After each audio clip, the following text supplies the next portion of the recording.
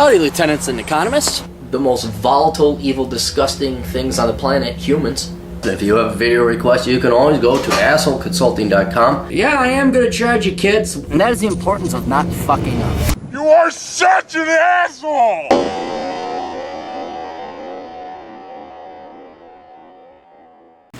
Hey everybody, the old captain here. We got a video request. If you have a request, always go to assholeconsulting.com. Where I, like fucking Moses, will lead you millennial Jews out of the Forsaken Land, or however the fucking story went. But then we'll wander around on the Sinai Peninsula for 40 years because we can't, oh fuck, we can't get to Canaan because Moses fucked up. And then, alright, you could go in, but Mo, you guys stay behind. And that's the Old Testament, as far as I remember. Hi, Mr. Clary, this will be a video request. I contacted you a while back regarding enlistment in the French Foreign Legion. I thought about your advice about knocking on doors at different American military recruiters instead. After an assload of paperwork, discernment, and hours of talking with my recruiters, I enlisted in the United States Army. As I'm going to keep details out of this because there's no reason. We'll just kind of keep you anonymous. As a badass, we'll put it that way. As a badass, available due to my extremely desirable native fluency in Korean. I told you. See, I've given this advice before to foreigners that say, "Oh, I'd like to become a U.S. citizen," and they come from, Russia, China, Korea. I'm like, Farsi, Iran. We've had some Persians. I say, guys, you speak the languages our intelligence services would really like. And then when they email me, obviously they're very fluent in English. I'm like, the United States government, in various capacities and various bureaus would like to have you. CIA, well, maybe not FBI, it's a little bit more domestic. The military, what's the other one? NSA. So if any of you would like to become a U.S. citizen and you're looking at military, something like that, yes, consider it, especially because of your fluency in those languages. Despite the lack of U.S. citizenship, I also volunteered to attend a more kick-ass program when I get my citizenship and security clearance. This is also possible because of my high ASVAB score, which I scored in the 88th percentile on.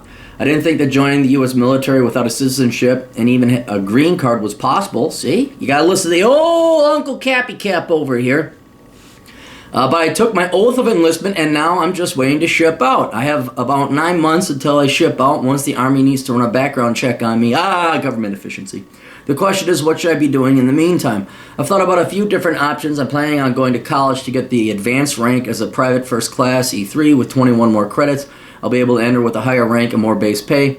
The question, should I just go for a general 21 liberal arts credits, or should I get a certificate or associate's in a more technical program? Dude, yeah, if you're going to waste the time, don't waste the time. Do it something technical. Do something that, should I go and read English? Oh, should I study my own dick? Well, yeah, if they give you credits for it. And someday, don't worry, our accredited institutions here in the United States will give you study your own dick studies. I got a doctorate in my dick. Hey, it's huge. There's so much to study. You could specialize at different things. Balls, shaft, pubes. Anyway. So don't piss away your time. Don't be a fucking American Women's Studies major, alright? Go into something technical that's going to help you down the road, alright? I was thinking about drafting technology, AutoCAD, or AS and accounting. Boy, you guys, it's the accounting or STEM for you guys. Those are good choices, but there's no consistency. Like, I like chemical engineering, but I think I'd like to be a chemist as well. It's like, okay, maybe chemistry is for you.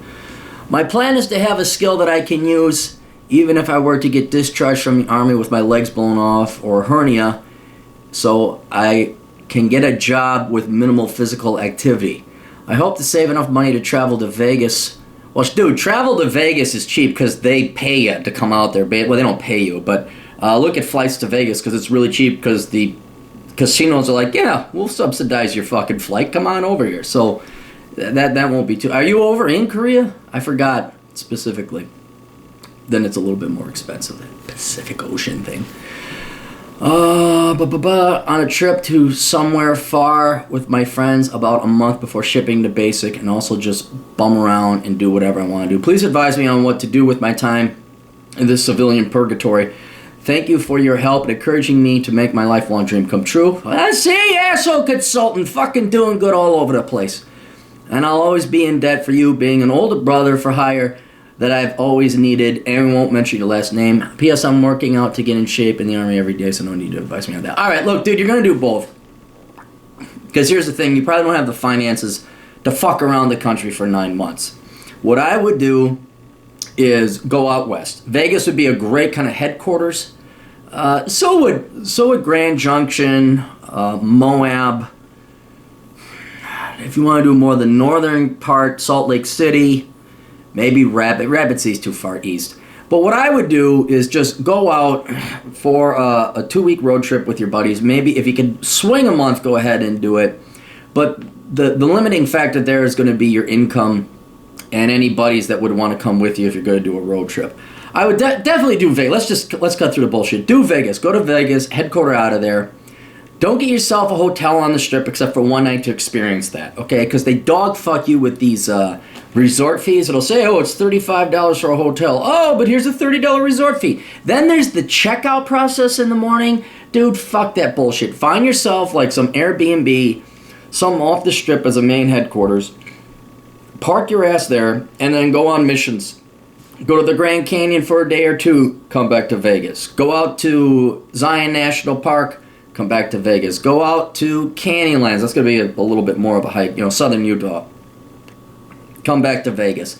That's what I would do. And the ones that you have to hit would be, I'm going to do them in order. Canyonlands, Zion, Arches, although if you go to Canyonlands, you do Arches and Canyonlands right away, along with Highway 128 outside of Moab. So those three you could, in theory, do in one day. It'd be a long day, but you could do it. Then Zion. Then I would do the Grand Canyon. And then, what else is out there that's within driving range that you can hit? Oh, I guess you could hit Capitol Reef, too. Although it's not, once you see Canyonlands and Arches, you'll be unimpressed with Capitol Reef.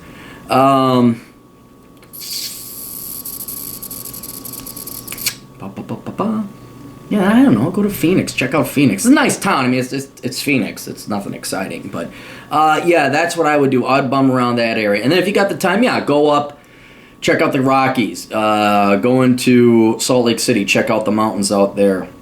Because then otherwise you got to go further north to get to, like, Montana and Idaho and Glacier. Or you got to go pretty far east to get to Rocky Mountain National Park. But that's what I would do is go fuck around for max a month, or whatever your budget might allow, but a month or less.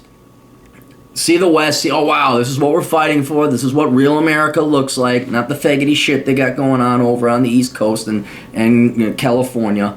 And then, then take your studies in the technologies. Is it accounting or AutoCAD? I'm not a big guy on drafting technology. Is that what you want to do? This is where I can't answer the question for you. You're right to do accounting or IT. That's certainly STEM. But I don't know. Take a couple classes online through Khan's Academy or something free, tutorials. Explore a little bit, see what you like. The military, as you're going in, you'll get to experience and become a specialist in different things. They'll have many different options. But see if you can figure that out, what specific field you'd really enjoy before you go into the military, because if you can do that, then you say, oh yeah, I want it, you can volunteer for a specialist or choose that route, and then the Army will pay for a lot of things as well for education. I'm just not that excited about accounting. I mean, yeah, you can do accounting. Anyone can do accounting. The issue is, can everybody get their CPA? And that's becoming more and more progressively credentialized. I would think with your language skills, can you get into computer security? Can you do that? Computer network security? Because those get that cyber attacks, the cyber security, that stuff, because you got the fucking North Koreans over there. That's where I would consider it. If you could get into computer security, network security, cyber security, that's why I think there'd be a fair amount of opportunity for you, because then you can say, oh yeah, dude, that's coming out of Pyongyang, or so. I know South Korean is different than North Korean, but you get what I'm saying. That's just me. That's just me. You may have a putrid hatred for computer programming or computer technology, but that's where I would say, hey, at least stick your dick into that a little bit and see what it's like. But yeah, I mean, AutoCAD ain't gonna not help you get a job. Accounting, and then you're stuck behind a desk keeping debits and credits. So yeah, that's what I would do. Anyway, this is a great stuff. I'm gonna print this one off because I'm gonna save that in my thing. I got a little box where I keep my mementos. But yeah, that's what I would do. So hey, congratulations. Glad things are working out for you. Welcome to the team. Oh, another thing. Don't get in trouble in Vegas, all right? Do not fuck this up. You're not drinking. You're not doing pot. If you gotta go to a party, okay, you gotta go party at the Cosmopolitan with the fucking sluts and the whores. Get it out of your system. Dude, you don't get in fights. Your buddies that come with you don't get in fights. I'm sorry, if your buddies start a fight, you leave. You do not fuck around. A matter of fact, I mean, seriously, go to Vegas during the daytime. Like, if you gotta do the strip, do the strip during the daytime. Okay, here it is. I've done it all. It doesn't matter night or day because when you go into the casino, they don't have lights on because they don't want you to know what time it is. So you'll get the exact same experience. You're not missing out on the partying. And then keep your fucking nose clean. Do not fuck up in Vegas or anywhere else for that matter. So anyway, that's all we got. Hope that helps out and best of luck to you. Toodles.